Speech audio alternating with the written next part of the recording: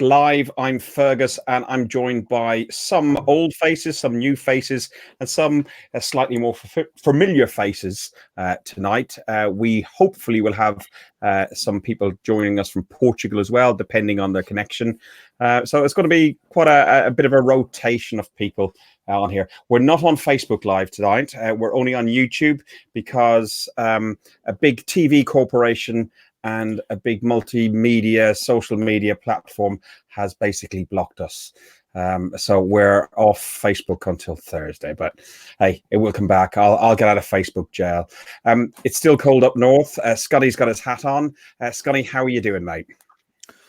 Yeah, all right, mate. Not too bad at all. Thanks for the hat thing again. Yeah, it's okay. You keep on wearing the hats. It's a boring joke now. It is boring, and it sounds really great on the audio thing when you start like tapping your hat and stuff like that. But it's hilarious. Potsy, you joined us at the very last minute. How are you doing, mate? You okay? Yeah, what's happening, Fergus? All good, man. Not too bad at all, mate. Thanks for having me on again. No worries, no worries. And your mate Lee, how are we doing? All right, Fergus. Thank you very much. Not too bad. We're going to have to keep a lid on you today, I think, are we? No, I'm going to be very positive tonight. Okay, that's nice. And we have we were meant to have Kevin Campbell, but he's got stuff to do up with Radcliffe, which you said was the team up in Manchester sort of way that he does. But we've got Jerome on instead. Jerome is a newbie. How you doing, Jerome? I'm good, thank you, Fergus. Evening. Thanks for having me. Good. You better be good, you know. If you can't get Kevin Campbell on, you get Jerome Focus on there. That's the way it is. You know what I mean? You haven't got big boots to fill or anything like that. No pressure. Have you got anything to help you along the way there, Jerome? Just a little bit of rum. Just a little bit. Okay. Listen, our agenda for today is we are going to look at the Xhaka statement. We haven't, for the week that we've been off, for in the last week, it just seems like there's been so much happening every day. We obviously had the Liverpool game in the League Cup or Carabao Cup or whatever it's called. A Carabao Cup. We will touch on that slightly, but it's been done to death, as Potsy said to me on a message. It's been done to death, but we will touch on it. We're going to look at the Xhaka statement. We're going to look at the Wolves game. We're going to look at Ozil's performance, and that's where we'll link in the Wolves and Liverpool games together. Hopefully, we'll get Trevor in from Portugal. He's at the Vitoria game, but he's struggling to get online. And then we're going to talk about one of Lee's favourite subjects, Unai Emery. so let's get started. We had a statement from Granit Xhaka. Let me just see if I can get it up here on the screen so we can all see it. Give me a second. So Granit Xhaka published this statement on his own Instagram feed. He published on his own Instagram feed. Can we see that? I thought it come from the Arsenal feed. No, this is from the Arsenal, but originally it was put on his own Instagram feed first and foremost. Let's see if we can come back. That's not working. I think we've got too many people. My wife's on Netflix downstairs, so she's killing my bandwidth. So Granit Xhaka put a statement up in German on his own Instagram page. And then later, Arsenal picked it up and put it onto their Twitter feed, and also basically took the translation that was on there onto into the program and the captain's notes and so on.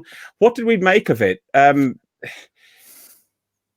Potsy, go ahead. I was about to jump in then and say, go on, Potsy. Go on, Scunny, please do. I was going to say, if it's put it, I didn't see it on Instagram. I only saw the one from Arsenal itself. But if he's firstly put it on Instagram, that's half-assed, isn't it, really? If he's doing it in German, he plays for an English club. Really? I nearly swore then. Did you think, though, Scunny, that it was actually an apology? Because I didn't think it was at all. Well, it's obviously it wasn't an apology, really, to be honest, and it wasn't going to be an apology with it being so late on and after it all happened. It was, I'd say, it's half-assed apology. If I'm being honest, because it was kind of, to me, the way I read it, it was kind of like, well, the fans have took it that way. It wasn't my intention to put it that way. That kind of frustrated me even more, really. Do you know what I mean? Yeah, it was like I say, it was a half-assed apology, and if he's done it in German first, then that makes it even worse on him. To be honest, like I say, I didn't even see it on his Instagram. Can we really call it apology? There was not even a word of sorry or I apologize for my actions being wrong. It was just a statement of why he done it. He did say apologize for something, but I can't remember what. I haven't read the statement since the day it come out. I don't remember it even saying I apologize. Like I say, it was half-assed, so I've read it half-assed. Yeah. Judges, you must have some in the know, man, mate, about this Xhaka thing, because you put it on a Some Old Arsenal group about that. What's all that about then? To explain the Xhaka situation, because something's happened. Just I don't know what's happened. Like only what Fergus had told me earlier on. Obviously there's something going on. I've heard that I've just seen on another group. There's a couple of things being said now that he's asked for a transfer as well. Like in the meeting that he had when he was relieved of the captain's duties, which apparently is going to come out.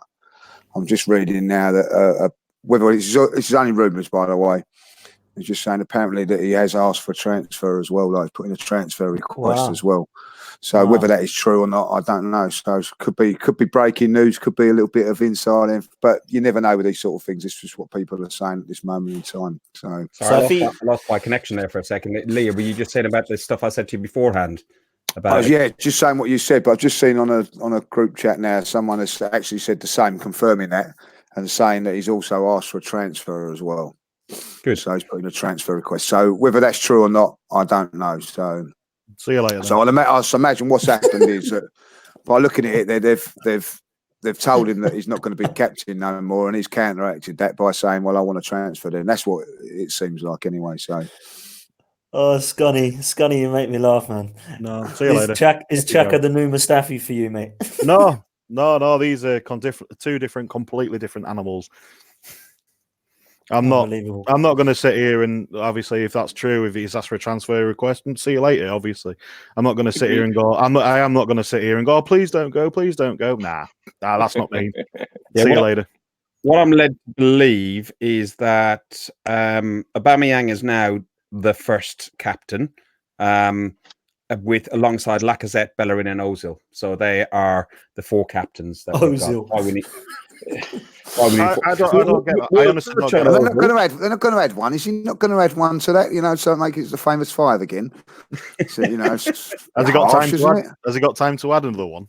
Well, no, probably. No, probably not. It'll be all done dusted on Saturday. That didn't come from me, by the way. That was my alter ego. Before I got cut off there a second ago, I heard Potsy saying, "Did you think it was really an apology?" Did anybody? Welcome, Johnny, as well. Did anybody think it was an apology? It was like, "I'm sorry, but." Is that what you thought? I said it was a half-assed one. Okay, but the translation was messed up. The translation may well have been messed up, but why, if you're the captain of Arsenal, do you publish a so-called apology? First of all, in German, yes, it's his native tongue, but his issue is with Arsenal Football Club and the Arsenal fans within the Emirates Stadium who booed him. He's meant to be the first captain of Arsenal Football Club. And he changed his avatar from an Arsenal shirt to a Swiss shirt. For me, the guy's just checked out. He's done. Yeah, he shouldn't play for us again. End of. No. Is he in the squad tomorrow? Does anybody know? No one knows yet, I don't think. Well, they've published the travelling squad, but I'll check it out. You can look at the curse of the Arsenal captaincy curse. You had Gallas, who was stripped of the captain after. He shouldn't have been a bloody captain in the first place. You had Fabregas from 2008 to 2011, and he was so desperate to leave. He wasn't desperate to leave. He went on strike, mate. He didn't go on strike at all. He even took a pay cut to go. Well, he wanted to go back to Barcelona, yeah, granted, but that's where he was from. That's where he grew up as a kid until he come to Arsenal. So you can understand that. You can forgive Fabregas for that a little bit. It didn't work out for him in Barcelona at the end, and he was more than happy to come back to the Arsenal. It was us who didn't want. Well, I say us. I'll say Arsene Wenger didn't want him back. So I don't blame Fabregas for that at all. It could be worse. It could be you have a little boy that abandoned us and went to Man United. Van Persie, who was captain for 2011, 2012. Right, you don't want me to swear on this, do you? No, I don't. You're going the right way about it. Let me cheer you up then, because Granit Xhaka is not in the travelling squad for I didn't think Victoria. We then had Vermaelen, Arteta, Mertesacker having the captain's Curse with armband. Vermaelen and Mertesacker, was it? Koscielny was he was a crybaby, wasn't he? Let's face it. It's only a curse if you're not captain material. Yeah, Yeah. I agree. What makes me laugh at that though is half of those players that were selected didn't even play. So you had Arteta was on the bench. You had Vermaelen who spent most of the time on the bench or injured. You had Mertesacker who was on the bench. You've had then you got to Van Persie and Fabregas who were the best players at the club side, along with Henry, so got given it. So since Vieira, we haven't had a proper leader, have we? Out of all those players that we've mentioned, No. how many of those were leaders? I can't really name any of them, to be honest. Right. Can I just mention something? You mentioned Arteta there. If I see one more person, I swear to God, to see one more person saying Arteta for our next manager, I will find them and I will cut them. Go on, I'm explain. giving them a big slap backhand. Yeah, it's lovely knowing you, Mike. He is not. For a start, people are calling him a legend. He is not a legend. When was he a legend at Arsenal? Let's face it. He's a legend at Everton. He's not a legend at Arsenal. And he is not a manager or coach material. It's Pep's second. And how much input does he really have? I love this man. Scunny, he's on one. No, He's Pep's pet, isn't he? he is. He's Pep's pet. Yeah, I agree, Johnny. Thank you. You've put that into a bit better for me. Because I was nearly swearing again. Oh. We need a proven manager. We need a proven winner. Someone who's playing the kind of football we want to see. It's not necessarily want a proven. You know, it's more, if you're going to go for an Arsenal legend, why not go for Vieira? You know, he's in management now. He can probably, Not doing very well. Well, he's manager of Nice, isn't he? So it's only the French league, and there's only one team in that. You can't make a silk purse out of a sow's ear. There you go. And so, and it's like, and Arteta is not a legend for a start, and he's a number two. He's not even a head coach anyway. So he's got no experience of being a head coach. Tactically, the reason why I think Emery is failing so badly is because his dependable number two that he relied on so much at Sevilla and PSG left before he came to Arsenal and is now a manager in his own right who's doing very well in Spain. So the actual tactical brains behind the success is gone. So now he's left with what? Not a lot. Didn't know that. We've got Aubameyang as a captain. I think Aubameyang I don't particularly like as a forward as a captain normally. I didn't like Henry as a captain in the past. I normally prefer being a midfielder or a centre back being a captain because they can see what's going on and they can pass instructions up along the pitch. A midfielder can talk to the manager easier, where a forward, you know, they seemed a bit more disconnected from the main squad. The Liverpool game we'll touch on slightly. I know it's been done to death, but it was a 5-5. But the thing with the Liverpool game for me, which got me more than anything else, was it was one of three games we've had over this period where we've failed to hang on to a 2-goal advantage. And it just proves the weakness in our defence that we've got. Jerome, thoughts on that briefly? It starts with midfield. As much as defensively we are not the greatest, our midfield is not helping our defence. We know that Bellerin's still to come back fully fit.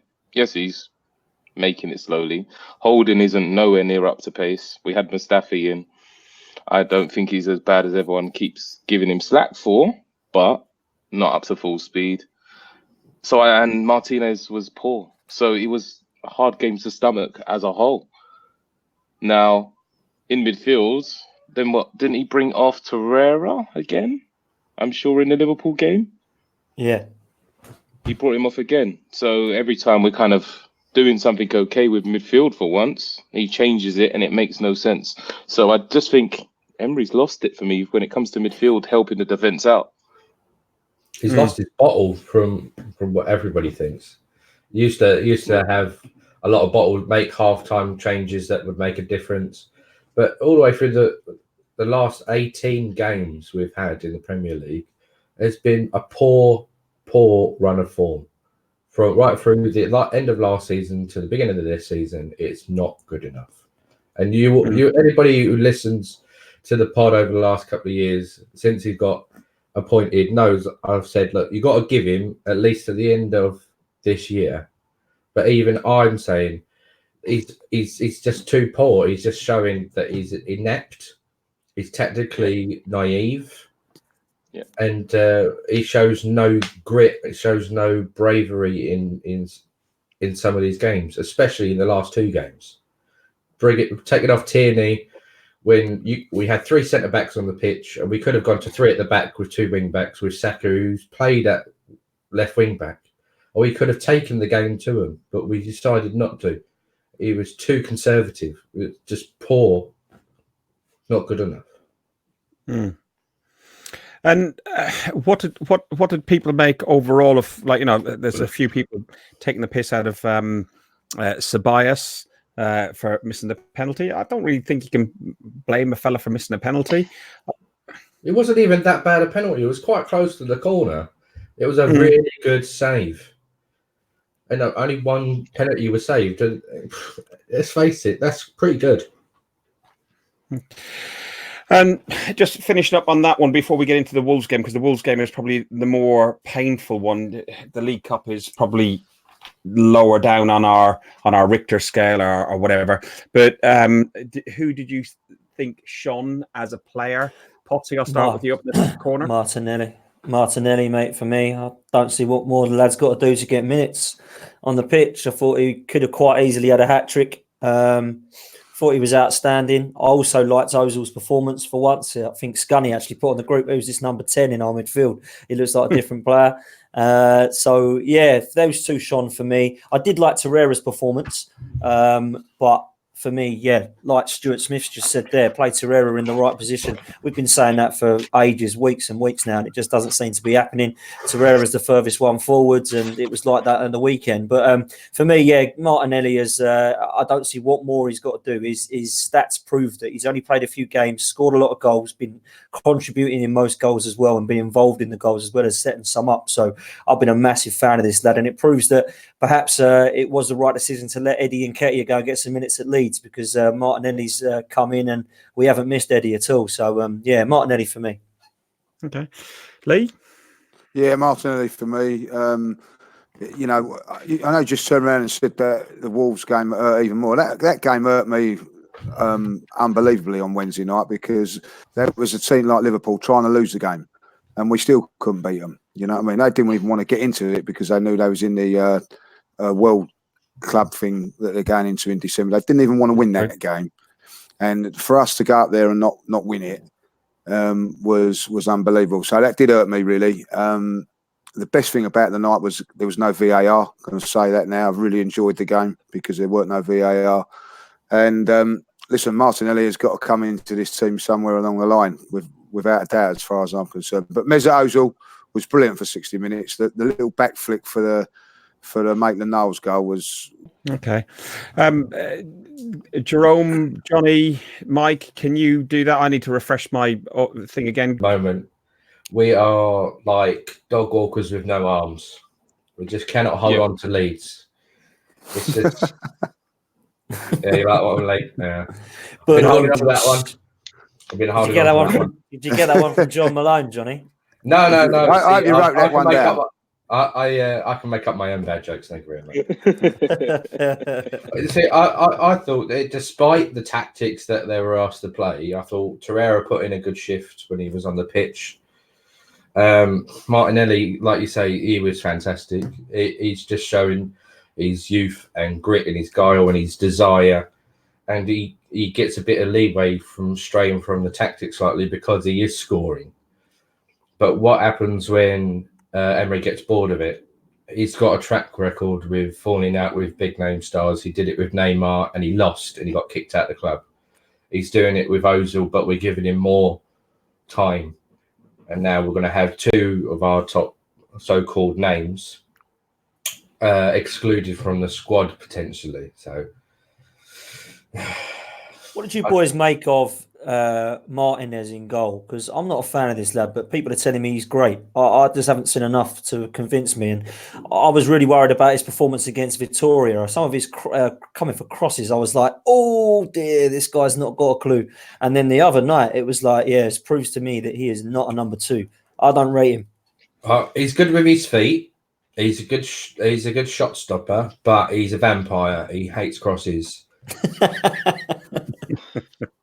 Jesus, Johnny, how many more? I thought he'd done all right up until that game. I thought he'd been quite assured in the games that I'd seen before that, but he had a nightmare. But wouldn't you in front of that defence? I think like the best goalkeeper in the world would have a nightmare in front of that defence. The thing is, that's our second string defence. Our first one's comedy acts. I don't know what the second one is. You know what I mean? So, as soon as you see that number 20 shirt with Mustafi in front of you, you're going to get nervous, and everybody else is going to get nervous. That was, if you feel like you've got a weak link, all you're going to be thinking about is covering it. Holding was as bad, wasn't he, Johnny? I thought he didn't have a good but he hasn't been given the minutes since he come back from injury. Everybody else who has come back from injury after him has been given more minutes. Whereas Holding potentially is the stronger long-term player. Can I just interact on that one as well? 3 of them players are everyone's calling for the first team in that back 4. Yeah, that's true. Good three point. of them. Three of them people have been calling for that for to come back in that first team. So that's all Mustafi's fault. Is that what you're saying? Yeah, I'm not saying it's Mustafi's fault. Oh, I can't stand Mustafi, but it's not all his fault. That's all. We know your tagline. No. Yeah, everybody knows how much I do not like Mustafi. Don't you like him, Scunny? No, not all, mate. Listen, but as I was saying, as I was about to say, you got to look at it as well with that game against Liverpool. That was our second string team, and a few first team players in there as well. Like I said, 3 of them were at the back, and that Liverpool team was pretty much full of their kids. Yes, it was their second string, like Origi and who scored goals, scored against us, but we couldn't even beat their kids. The thing is, we had pretty much the same amount of kids they did. What? Who? Apart from Martinelli. Saka. Yeah, but he's first team now. He's still a kid. Yeah, but he's first team. A kid. He hasn't. He's first team. But he hasn't got a full. He's a first team player. They haven't got a full season under the belt as first. But they're first team play. Yeah, but at the end of the day, Johnny, they're first team players now. They've been put into our first team. The majority of that Liverpool squad has not been put in our first team. There's a difference between first name on the sheet. All right, well, that's why I said second. That's why I said second string, barring the 3 that are in the back. And all the players that play for Liverpool are pretty much in the first team squad. Which ones? Apart from Origi, is it Ketia? I can't remember his name now. Ketia. There was none of that. There was a Joe Gomez was the only one in their back 50-something million pound player in their back 4. Even their goalkeeper. There was only one player that would get into their first team, and that was Joe Gomez. Yeah, but it just shows how good their squad is at the minute and the depth. And James Milner. James Milner played. Oh, come on, James Milner scored. The only people that contributed. James Milner. Come off. Yeah, he played. Did he not play? Yeah, he's terrible, though, isn't he? Come off it. No, and he's aging as well. And he's aging. Listen, he played well. I'm not sticking. I'm not. It was a good team performance. Like I say, Ozil shone, and so did Martinelli. I think Bellerin shone a little bit as well. He's showing that he's coming back, but he's not ready yet. But the rest of the team, I thought, was terrible. They really were. Apart from them 3 players, I think the rest of that team were terrible. I don't think Torreira didn't have a great game. Well, I know he got on the score sheet, but he didn't have a great game. Mike, Torreira didn't have a really good game either. Nor did Guendouzi in the Wolves game. So, we haven't got to that yet. Well, we are now. So Well, we are. That's it, Fergus. I'm Take not control. going to sit here and stick up for this team. We lost. We couldn't even beat. We scored 5 against Liverpool and still didn't win. I'm with you, Mike. I'm with you. My point was originally I didn't want to go on to it too much because it's such old news as such. It was the fact that you look at this game, you look at the Wolves game, you look at other games that we played recently. That the Aston Villa game. We're leading and we're just leaking goals left, right, and centre. The afternoon started brightly with Aubameyang standing in for Xhaka as captain, as we discussed already, opening the scoring for his 50th goal with the club. While we're in control against Watford and Palace before capitulating, it wasn't so much the case for the first 15, 20 minutes against Wolves. We looked quite in control. We had quite a lot of opportunities. I was looking about this XG. I'm trying to get into this XG thing. And in the first 15, 20 minutes, we had 0.92 XG, which, we scored a goal, means we're actually performing better than our expected goals. We opened the scoring, and then Wolves had at least half a dozen opportunities before Arsenal scored. We were a bit against the run of the play. Did you not think, Jerome?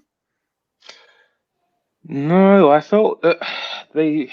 Looking at the first half, when in the first half we scored against the run of play for me. I was watching it and more worried that we was going to concede earlier than we did.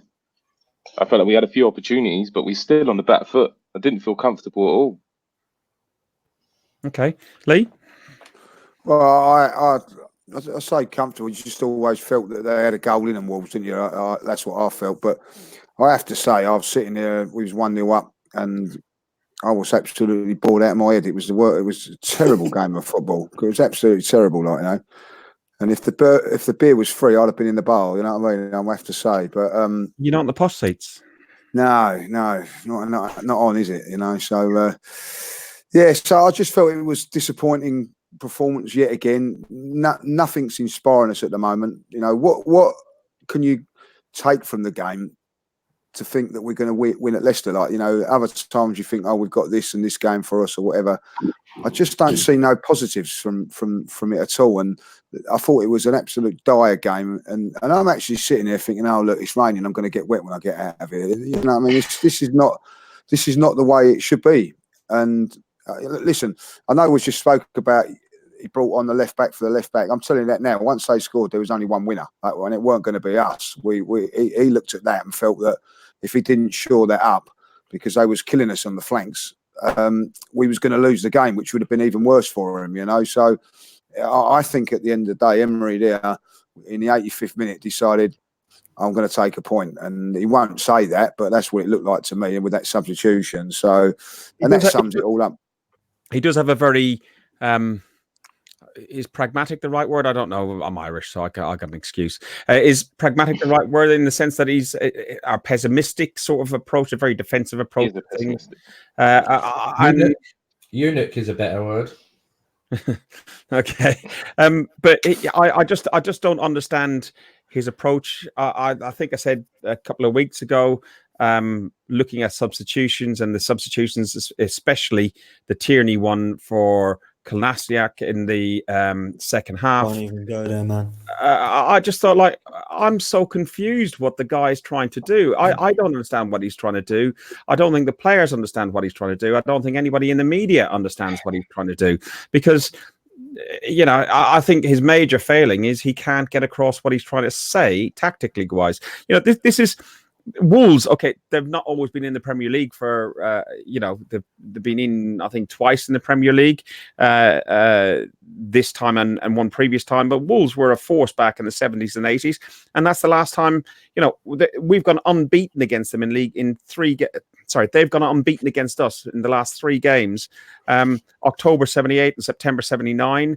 Arsenal failed to have one single shot on target in the second half of that game.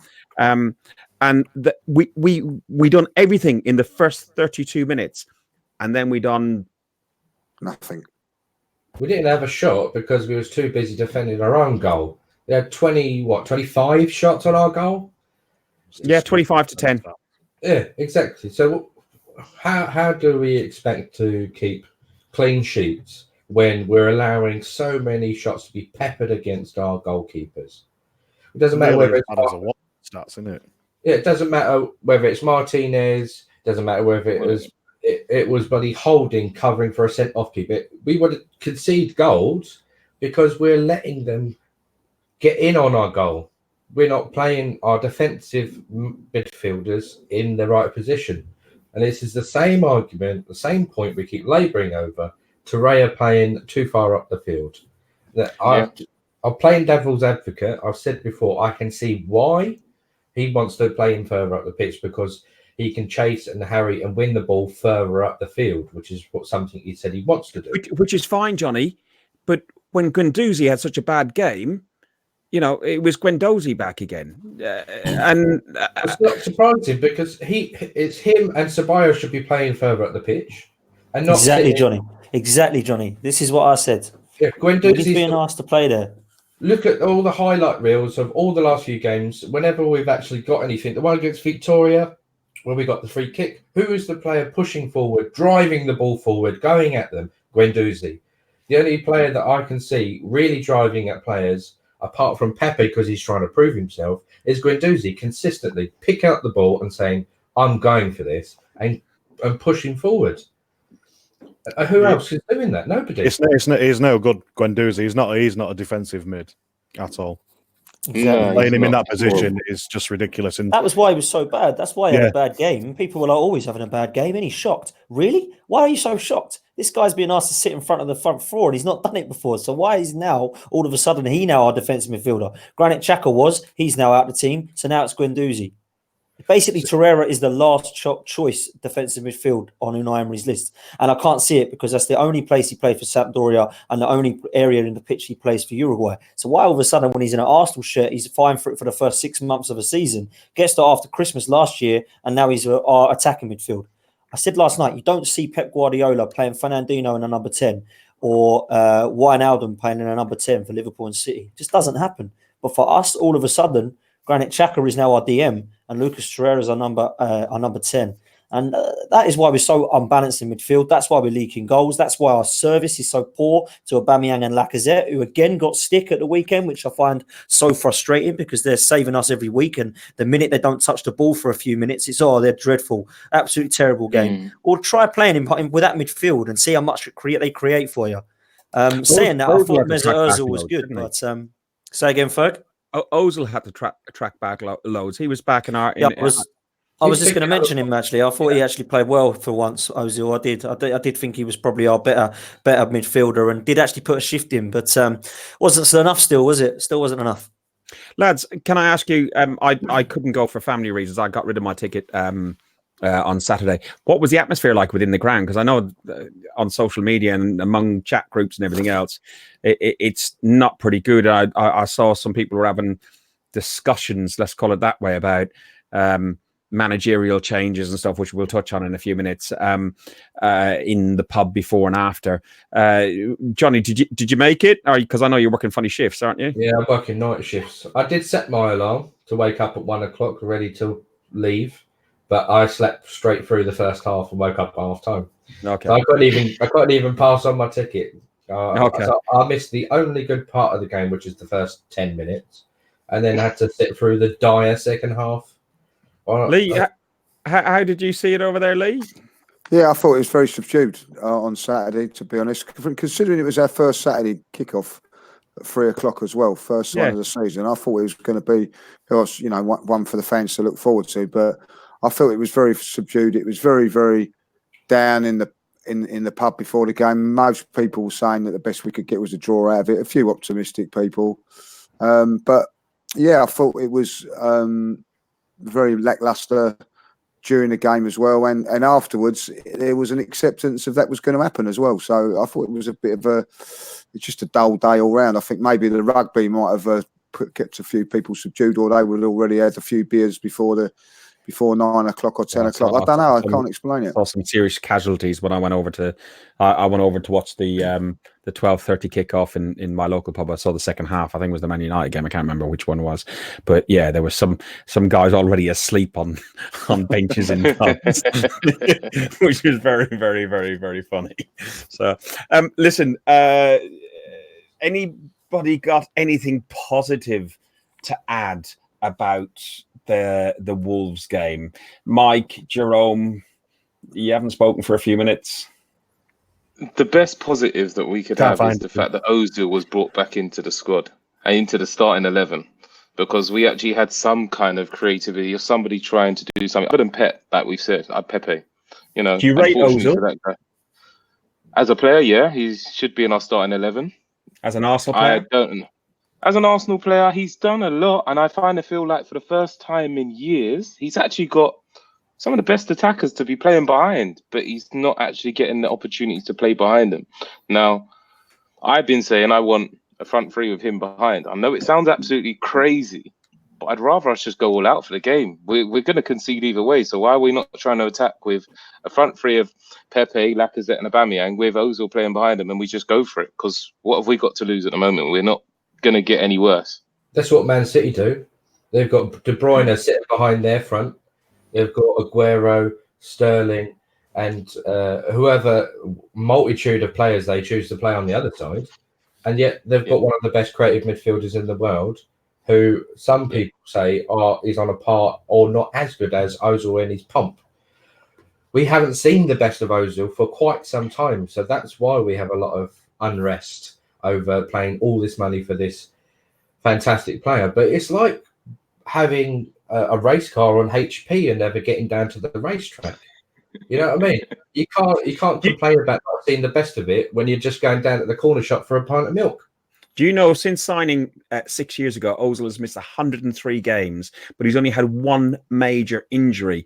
Most of his absentees have been explained by illness or minor niggles and stuff like that. He obviously missed the season opener against Newcastle because of the stuff with him and Kolasinac in the carjacking and so on. But you know, I got some of these facts a few weeks ago, which and we overran, so we didn't actually go into it. But I do think that Emery's almost like shot himself in the foot a little bit, because he's put Ozil out in the cold. And we'd been talking in the stands about saying a 50%. And I think when we're sitting outside the pub the other week, Jerome and Dan, we're saying a 50% effective Ozil is better than what we currently got in the midfield. But Emery had taken this stand to go, no, I'm not having him. And now he's played him against Liverpool, okay, in a lesser competition. And because he played so well against Liverpool, he had no choice but to play him against Wolves.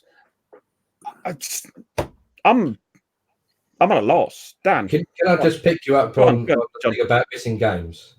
Right, controversy. I'm going to compare him to who we all love, Dennis Bergkamp. Right, not comparable in terms of playing, but he missed games because he didn't want to fly. It was his. So how many games did he miss? And yet he's still a legend. He contributed. He'd never scored over 20 goals a season. He didn't get as many assists as Ozil did in his best season. So I still think Bergkamp's probably one of the best players to ever play in the Premier League, let alone to pull on the Hello shirt. But yeah, it's confirmation bias. So many people want Ozil to fail, and so many people want him not to be the player that we rely on. That we see anything like that, and we're like, oh, that's why. He's created more chances than Aaron Ramsey. He's created more chances than who else we got? Santi Cazorla, Olivier Giroud, Granit Xhaka, and his his stats are amazing. His stats are absolutely amazing. But you know, if you were given the choice now to get rid of him and keep Aaron Ramsey, who would you have kept? Kept Ramsey. Go on. Ramsey. Even though Ramsey's injured again, right now, I'd rather have Ramsey, because it's no coincidence that as soon as Ramsey was injured at the end of last season, our form dropped off a cliff. Big You game can- We player. haven't replaced that. We haven't replaced that goals. If you look at our goal average at the moment, it's +1. Because you're relying too much on the front three or the front two, because you can't rely on Pepe at the moment. But we've not got no one coming through and scoring goals from midfield. You know, Aaron would get 10 goals a season from there. You know, or We've got the create player. things from other people. We've got the player who can do that role, and that's Willock. Yeah, but he's not going to play him, is he? No, he's not going to play him in the role, because Ramsey, when fit, was undroppable because he brought it. I mean, I was one of Aaron Ramsey's biggest critics. I used to say to Fergus at halftime, he's giving the ball away again, he dawdles on it. But then he came into a run of form for the best part of 18 months as everybody knew he was leaving. And he was fantastic. He was undroppable. He was literally the engine room of our team. And we've lost our engine room without using the players that are best suited to take on the role in that position. What we've done instead is change the way that the team is run, and it's not working. Big game player as well, Aaron Ramsey. Yeah, For me, always wish we would have done kept him. Should have had the armband on this year as well for me, Aaron Ramsey, if he would have stayed. But shame. But I don't think Ozil was a big game player, is he? And that's the difference between those two. You know, Aaron Ramsey scores goals at White Hart Lane, at Anfield, at FA Cup finals. Mesut Ozil doesn't even manage to string a couple of passes together. So it's fine if you're at Burnley at home or Sheffield United at home, but when it comes to the Etihad or Old Trafford, Ozil disappears. So always said the same about him, and that hasn't changed for me over the 6 years we've had him. We've got 2 more fixtures coming up. We're playing tomorrow against Vitória in Portugal. Trevor was going to try and get on with us, but he's having IT issues now. And he's just checking into his room. Trevor's out there. Hopefully we'll maybe do something afterwards with him about that. Hashtag wait, Trev. Yeah, Trev's in Portugal. The Will Ozil feature tomorrow afternoon. The game has been played at 10-4 in the afternoon because Braga, who are also a local Portuguese side, are playing at home on Thursday, and UEFA say that 2 teams can't play at the same time. Do you see Ozil starting out there? What Ozil's not in the squad. do we see? What sort of He's not in the squad. prediction do you think? Go on. Who's piping up now? Ozil's not in the squad. The He's squad's Leno, Bellerin, Tierney, Socrates, Ceballos, Lacazette, Torreira, Maitland-Niles, Holding, Pepe, Mustafi, Reece Nelson, Martinez, Willock, Guendouzi, Kolasinac, Martinelli, Saka. So No He's going Aubameyang. for a young team. No Aubameyang, no Ozil, no Xhaka. He's going for a young team. He's going for the young team. He'll go for the young team, play them again. What's happened let to them play out. Mavropanos? No Chambers. Injured again, I think. you make me sound like Aristotle. Lee. Well, what's his brother? I don't know his name. Mavropanos. What's happened to him? Yeah, that's a good Someone- question. I think he's injured again. Good question. He was playing for the 23s though the other night, wasn't he? I thought. He's busy at home rubbing his groin. What is He's his always name? injured. Come on, someone tell me his name. Mavropanos. Never what? Mavropanos. Stavros Flatley. You're all as bad as me. Like, just call him Dino. Yeah. He's a bubble, isn't it? Can I say that? No. No, probably not. No. It's Cockney Roman slang if anybody doesn't know, and I'm Irish, so I don't even understand what I've just said. So. Lee, what was it you called? Lee, what was it you called Pepe the other night? Pepsi Light, wasn't it? Yeah, Pepe Light. You know what I mean? Like, Listen, Pepe Light.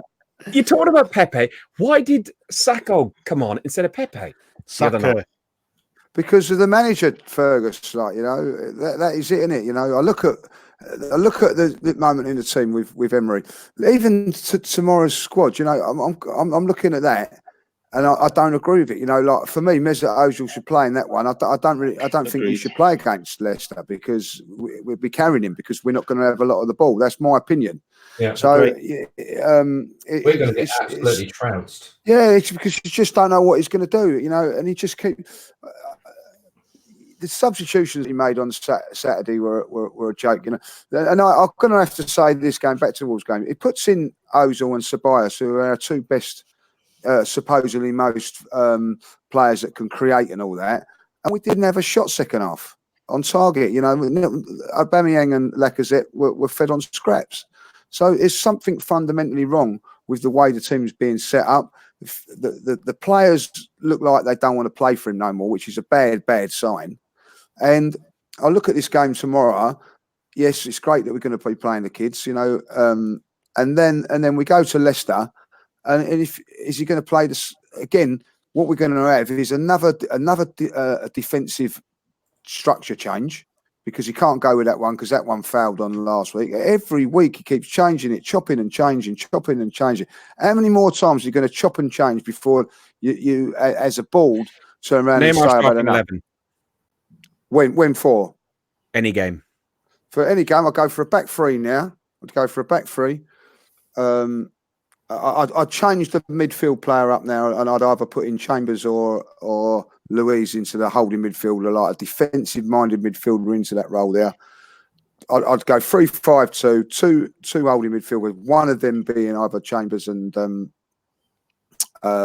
Louise, and then put Ozil in behind Aubameyang and Lacazette or Pepe. That's what I would do. Who's your back three then? So it's Tierney, Bellerin, and I'd go Tierney on one side, Bellerin on the other side. There's your wing backs. The three would be because we haven't really got a choice at the moment. Like it'd probably be David, Luiz, Socrates, and Careful. Holding. Yeah, Holding would be the other one. Yeah, so that would relieve. Phew, forgot about him there. He was going to say Mustafi, wasn't you? I was going to say Mustafi, like, you know, I was going to say Mustafi with Arteta as manager, but I thought you're live and gun something yellow ribbons. Please do not swear. I'll tell you what, mate. If that happened, I'm putting this headset down, and I'm never going to come back up. So I would go. I'll tell you where I'd go. I'd go Holding, Luiz, because he can bring the ball out of the back there, and Socrates, and I'd put Chambers into the middle. I would go Ceballos.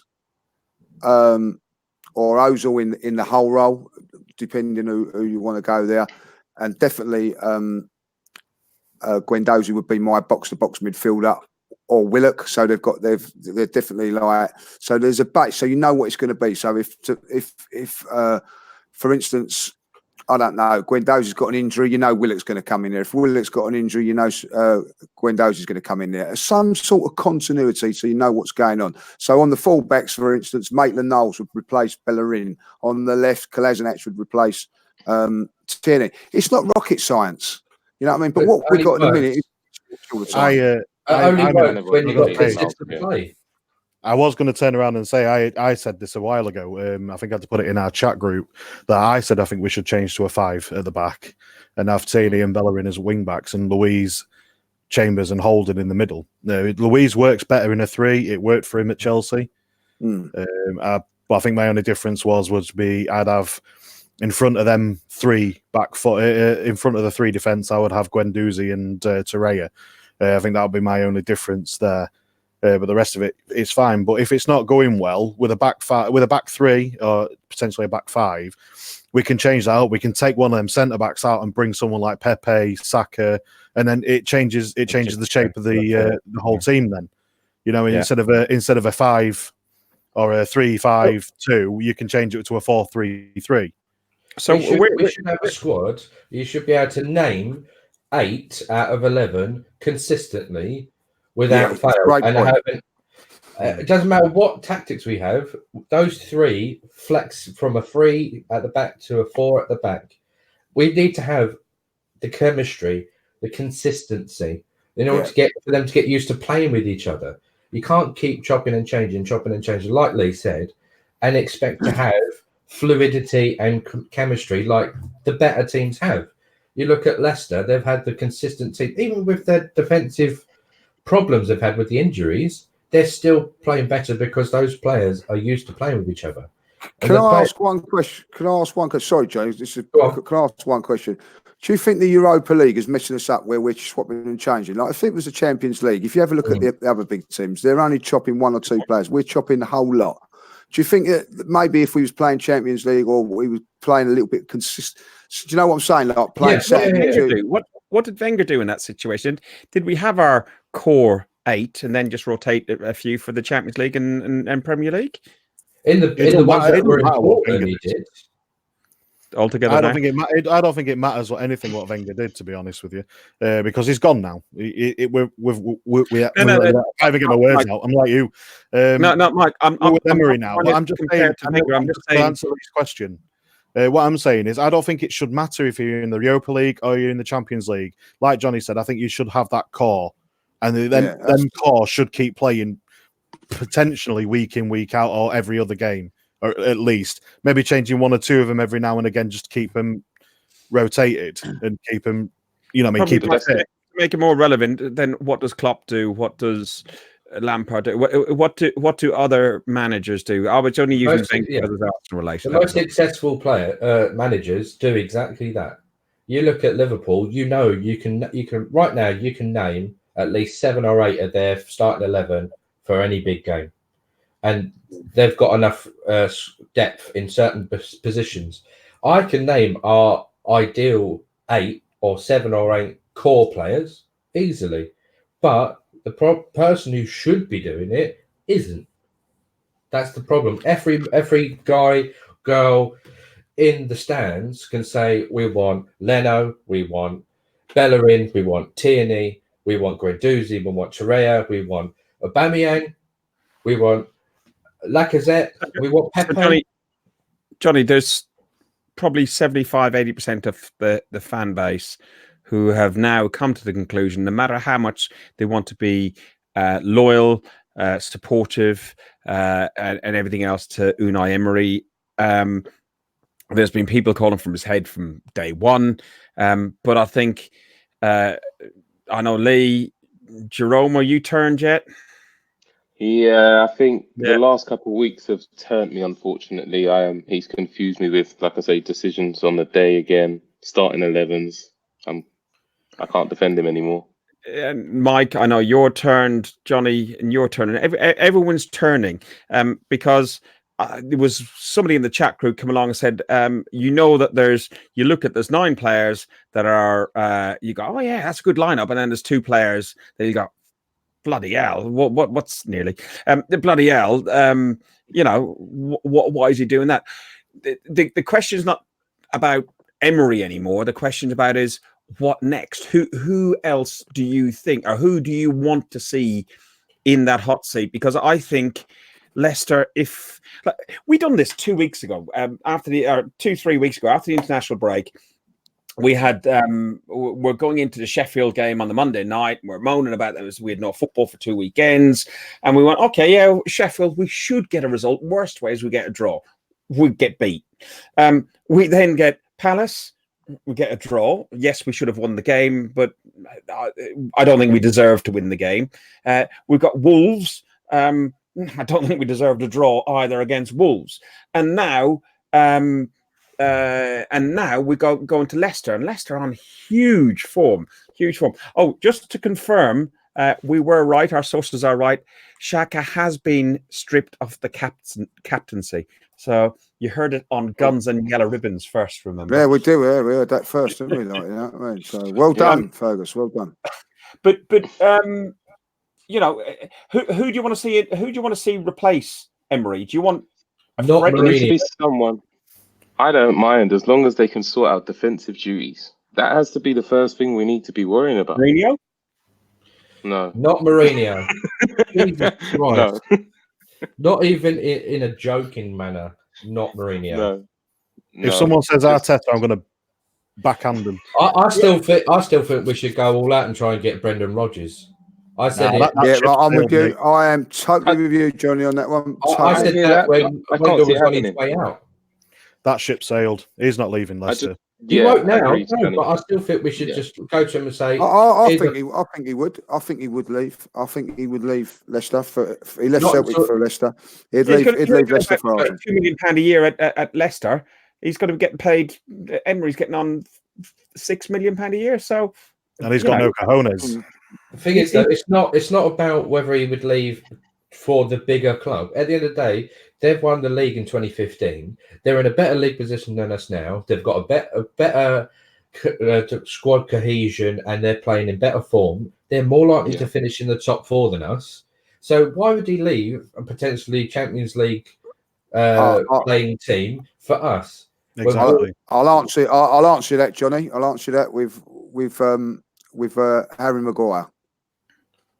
Same position, same everything else. As from a player's point of view, Leicester still left to go to Man United because they're a bigger club, and it's as simple as that. You know what I mean? If the opportunity comes, you don't come off very often, and I believe that he would go. I really do. And the thing is I don't think that'd be the question. I think it's if the board would be decisive enough to do that.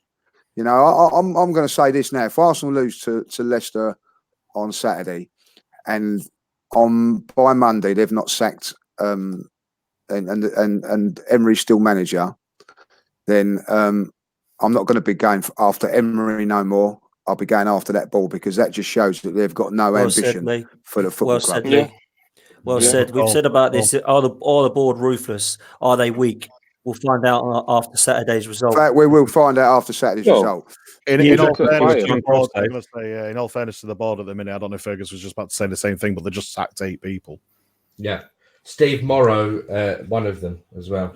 And a lot of them is in the scouting network that was let go. Yeah, I did see that. So you can see that there's a definite shift in the way that we're going to be recruiting players. You got Uncle Raoul coming in, and he's doing it through connections, rather than our studious scouting network that we were so reliant on in the past. But we had the biggest scouting network in Europe. We were leading the way when Wenger came in. He put all those feelers out. Now we don't need it as much because there are other resources. So it's a prudent move. So there are changes afoot. Obviously, those 8 people getting the boot, whether you agree with it or not. But one guy who he's not long for here. There's no way Emery is going to make Christmas. I don't think he'll make the Leicester game, because I've not even gone into the Leicester game in too much detail, because I don't think any of us are confident of anything more than maybe a draw. Anybody? Draw? That's what What are you drinking tonight? I'm just trying to be, say realistically, that's optimistic. That's the best. Well, it's just saying about just before we go on to that, like, don't you think how poor that the club's being managed, that it's taken 9 days or 10 days now for them to do what they should have done the first day about the Xhaka thing? Yeah, yes, mate. So bad. It shows you how poor the club has been run. And what the club do and the board do is sack someone from the youth team over it. You know what I mean? Come on. It's just the club is weak. It's a circus. It's a circus. And a club, I would say a legend. He's definitely in folklore in Marrow, So yeah, what's he done wrong? Nothing.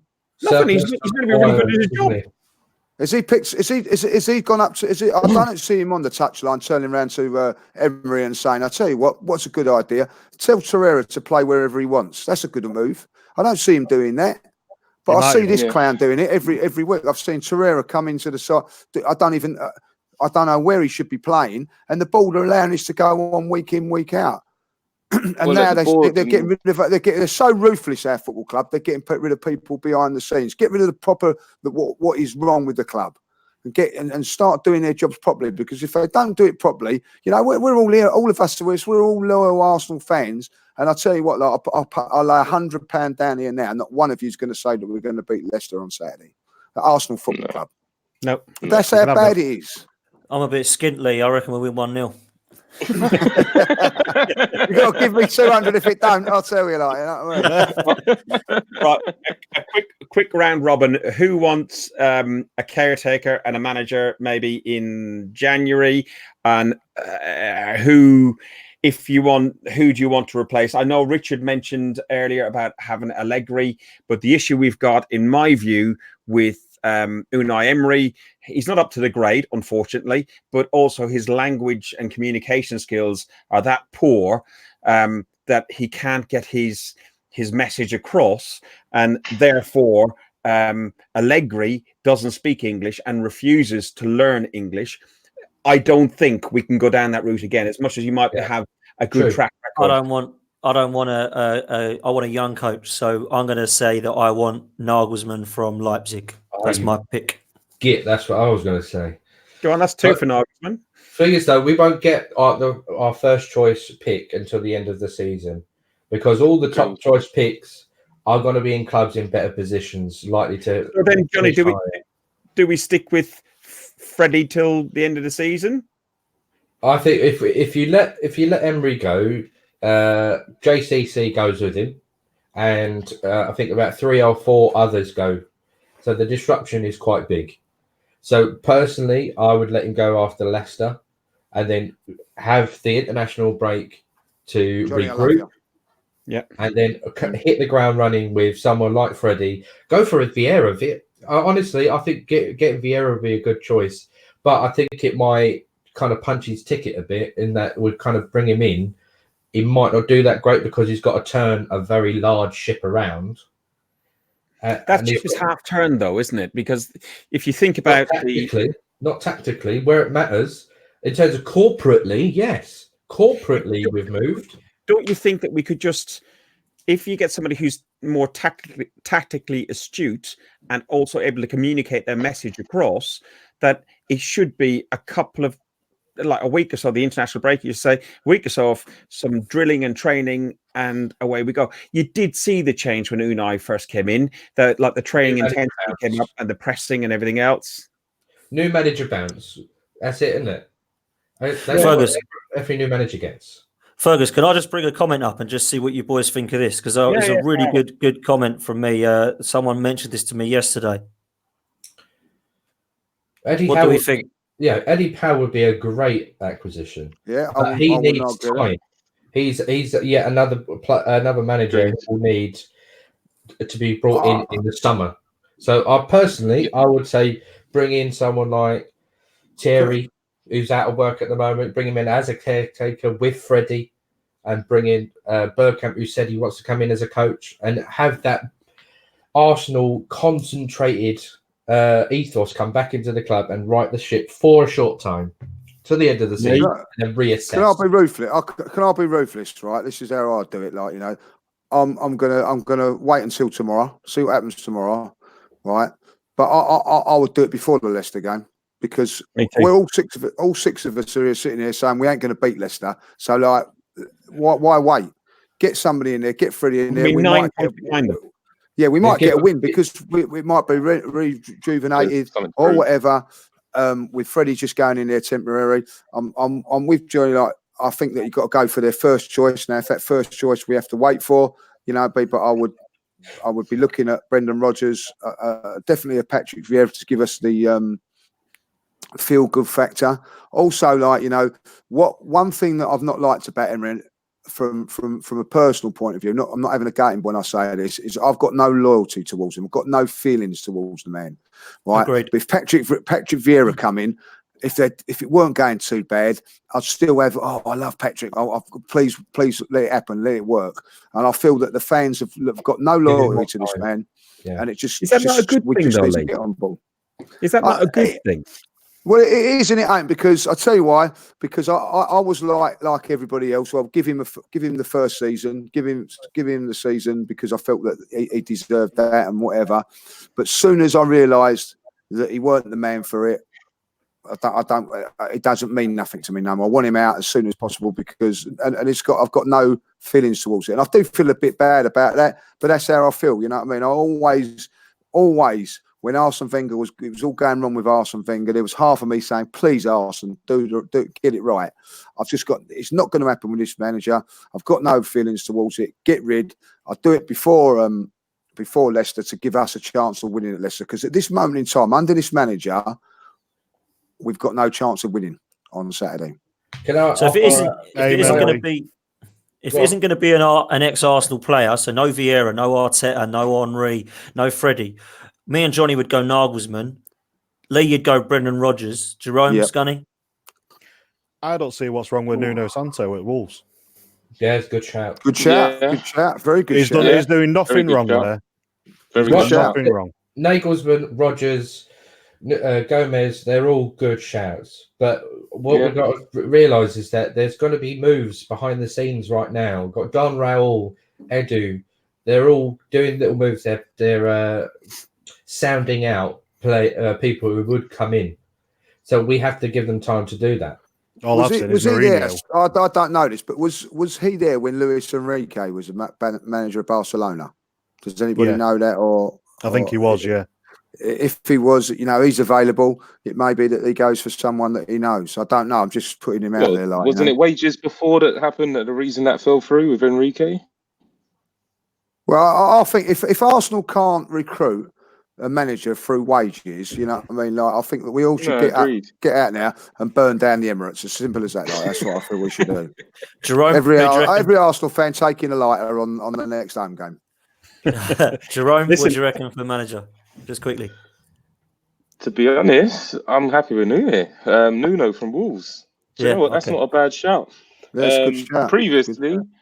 Previously, I think I joked around with you, Dan, before and said, you know what? I wanted someone who was just going to assure my defence. And I even said that I wanted, what's his name down at Burnley? Sean Dyche, because we felt like we needed someone who's actually going to teach us to defend. For years, we haven't had no one to teach to defend and hold a 1-0 lead. That's what Burnley been doing to a lot of teams for a long You time. want the Royal Dyche? Yeah, to be honest, at mate. one point I did, because I was happy to see 1-0. You know, If you ever we go didn't to see Burnley, 1-0. yeah, I was just about to say, if you ever go to Burnley, you'll drive past a pub, and it'll have on it a massive picture sign that they have outside pubs, and it's Sean Dyche with a crown on his head, and it is actually called the Royal Dyche. It's the most funniest thing we've ever seen in my life. Lads, No, but for me, it took me back to being young again, of being, under George, we was 1-0 to the Arsenal, 2-1 at most. It was one of those things. And that's what I missed about us. We didn't have no steel at the back, that when we went 1-0 up, like we say, we're going to concede. And I wanted somebody who's going to come in. Maybe it wasn't a long-term project in my head, but it was somebody that was going to come in and help our defence build something all over again, which is something we wanted. But in reality, Nuno was probably one of the best shouts I've heard in ages, to be honest. But that's not going to happen till next year. So I don't want any caretaker managers, anything like that in January, because I feel we're going to be too far gone if we wait till January to do anything. Like Lee said, do it this week. I agree. Listen, let's get a little bit more cheerful. We have got old man Trevor Hillsy Gooner all the way out in. What's the name of the town you're in? Where are you? You're in Portugal. Hello, boys. Can you hear me? Because you're on my iPhone. Trev, Halloween was Thursday, mate. Am I like that? Trev, you're looking good, son. You're looking good. I'm drunk, boys. We've had a few beers. It's €1 a bottle. We're in Guimarães. I don't care about the manager. I don't care about the players. It's a proper away trip, isn't it? European away. So I'm drunk and I'm with me lad, and yeah, we're having fun. Oh, good stuff. Yeah. How you doing, boys? Anyway, I've not heard any of it, so I don't know what you've been talking about. We're all just saying Emery for another 4 years, and Xhaka to be made permanent captain for 15 more years. Yeah, couldn't agree with that more. Yeah, give him. That Sagres is bloody strong, isn't it? No, you what, mate? What's the atmosphere out there like? I don't know. I've not left the hotel. I've been in the bar.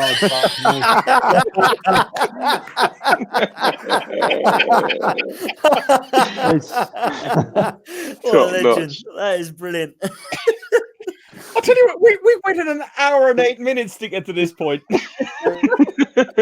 Who cares about going outside? Just go to the bar. Why not? Oh, dear. But listen, you have been listening to Guns and Yellow Ribbons.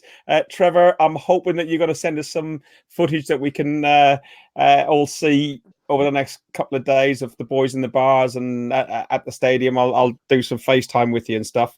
You have been listening to Guns and Yellow Ribbons, an Arsenal podcast by Arsenal fans for Arsenal fans. Johnny had to go because he's got to work in about 10 minutes. So he's thank you, Johnny, for joining us. Jerome, I hope you enjoyed your debut. I definitely did. Hope to be back. Brilliant. Thanks for having me. He's singing. He's singing like I hope you ain't going to get in the bath or the shower. My God, no. Yeah, boys, still there. Yeah, we can still hear you. Trev. Are we still recording? Yes. Fuck, I've lost my room key now. Oh man, this is gold. Oh, Trev, this is brilliant. This is. I really need to apologise to everybody who's listening on audio, but you got to get on YouTube. This is hilarious. I can't find my room key, boys. Fuck. Oh, Oh my God. hey, boys. If you can still hear me up the arse, yeah, I'm going down the bar. Oh no, You've got your room key. Thanks for making the effort. I'm glad you were able to work your phone. boys, good evening. love you all. How the fuck do I put this phone down? You're live on Guns and Yellow Ribbons. Please do not swear.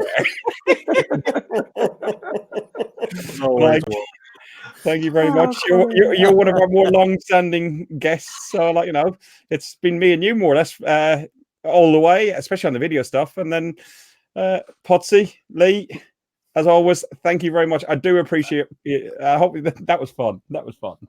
That's like Emery's team talk. That was tomorrow night, wasn't it? Like, Good evening. No, I could understand that. Honestly, Right, what a yeah, legend thank he you very is. much. Love Trev.